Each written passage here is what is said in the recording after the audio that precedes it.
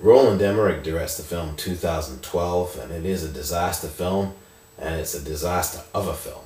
Mr. Emmerich, whom I call the master of disaster because he seems to really enjoy directing films that have an apocalyptic bent, or at least talk about the universe as an embryonic phase, is at it again here at 2012. He's directed such films as Independent Day, The Day After Tomorrow, and 10,000 BC. And now, another special effects laden drama. This one lasts over 2.5 hours, but thankfully it ends long before the year 2012 begins.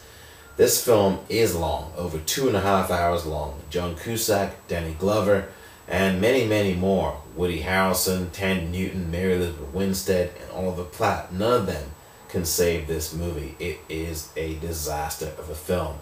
Not that there isn't some joy in watching whole continents submerge under a sea of special effects. Not that there isn't some joy in some corny slapstick lines and dialogue.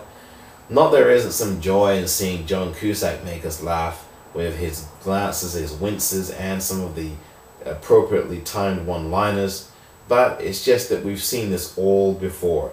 Dialogue that is timed to disaster, literally timed, within seconds of a piece of dialogue being spoken, voila, hey presto, the earth seems to crack and fall apart. Yes, it's a fantasy of a film more than it is a disaster. In some respects, 2012, which is based on the idea from the Mayan culture that the world will end in that year, is definitely a film you want to avoid unless you like to see things blow up. You can't help but think of Hurricane Katrina or the tsunamis from years past, or 9/11 even, and there's a lot of other things to think about too when you watch this film, like when is it going to end?